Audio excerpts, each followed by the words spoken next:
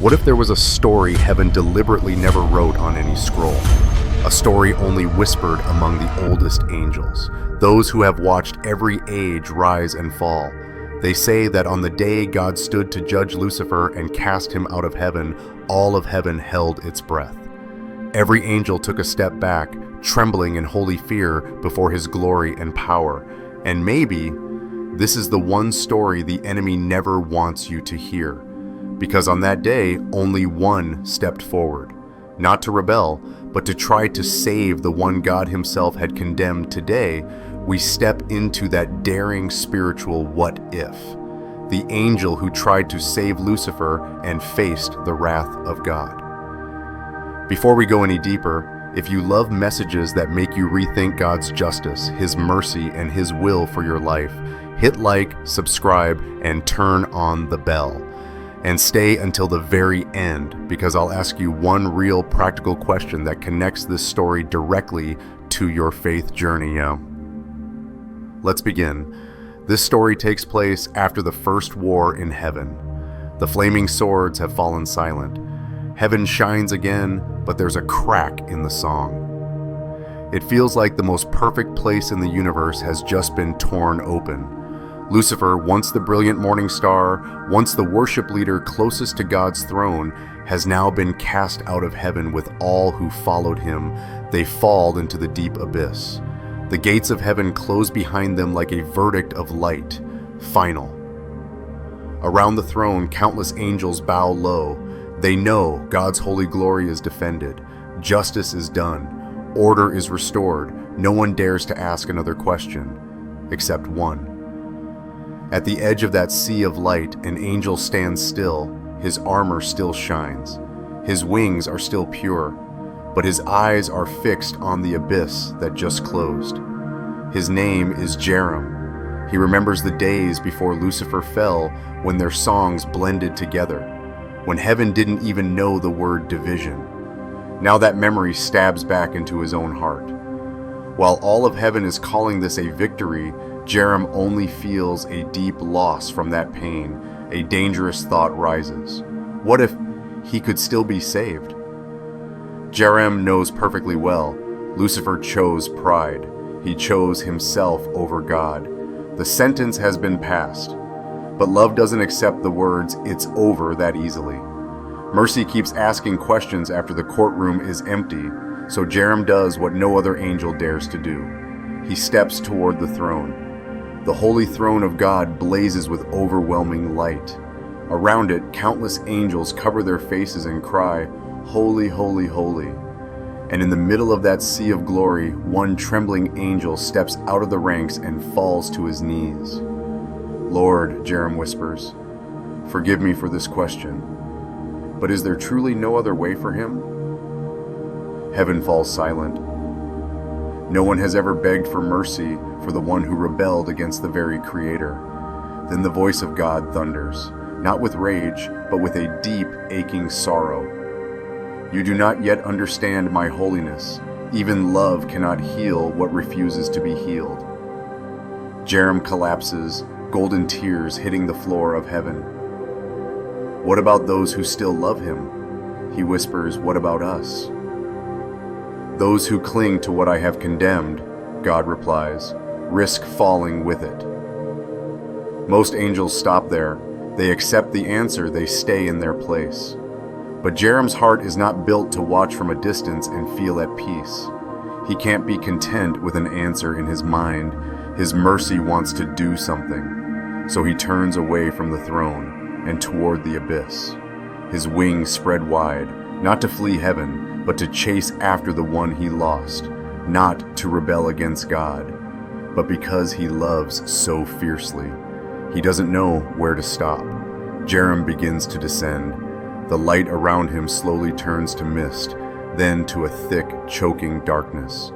The song of heaven fades away. For the first time, an angel of light tastes what it feels like to be outside the presence.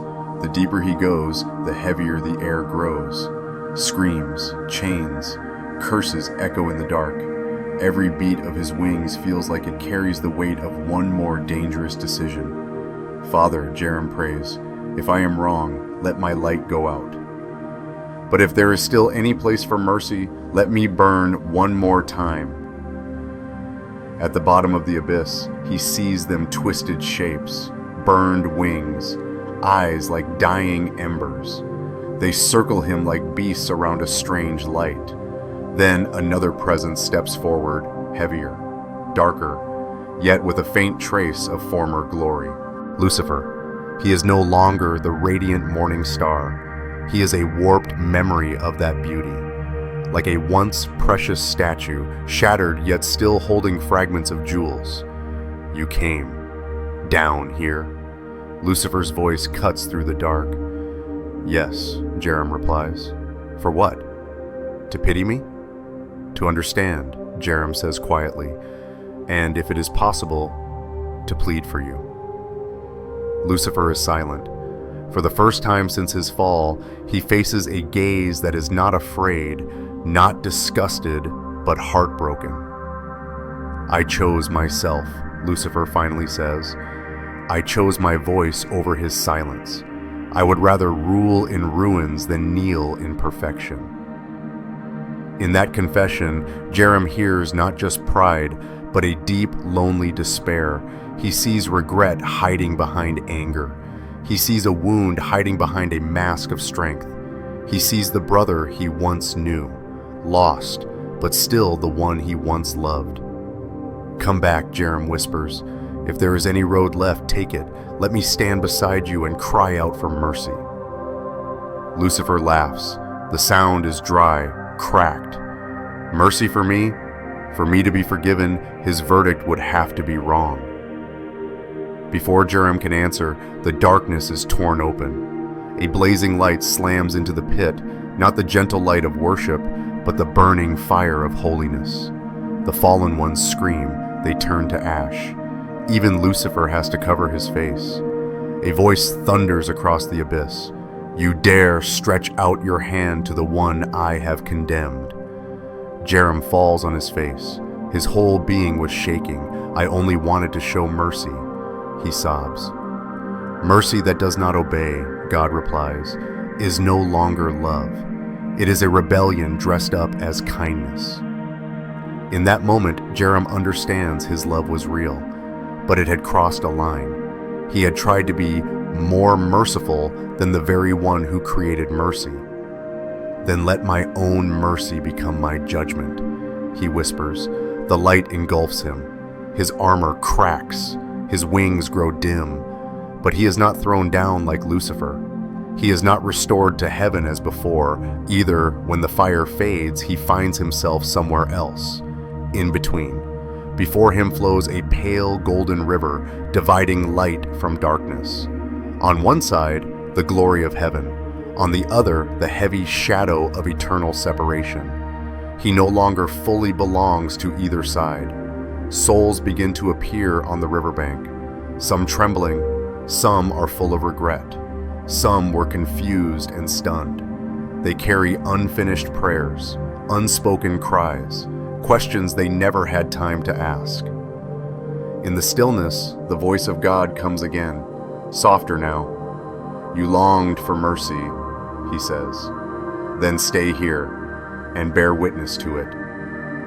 Jerem understands his punishment is also his mission. He will stand at the border.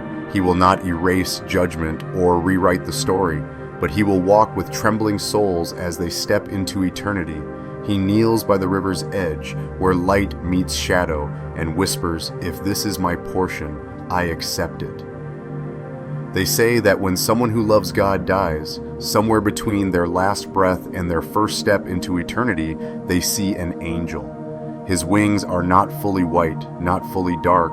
His eyes are sad but gentle. He leans close and says quietly, do not be afraid, you are seen, you are known, you are loved. People whisper that this is Jerem, the mercy of God that learned obedience through a painful road. So what does this story say to you and me? That love is powerful, but love that steps outside obedience can take us too far. Mercy is beautiful, but when it moves beyond God's will, it can become a kind of rebellion that still looks holy. There are people you love so much you want to rush in and rescue them at any cost. You think, if I just try a little harder, endure a little longer, I can pull them back. But sometimes, like Jerem, God isn't calling you to change their ending. He's calling you to pray, to weep, and then to trust Him enough to let them go. What about you? Among the people you love, the relationships drifting away from God, will you insist that you understand mercy better than He does? Or will you choose to believe that He truly knows best, even when your heart is breaking? Because sometimes the hardest lesson in faith is not learning how to love. It's learning how to love and still obey God.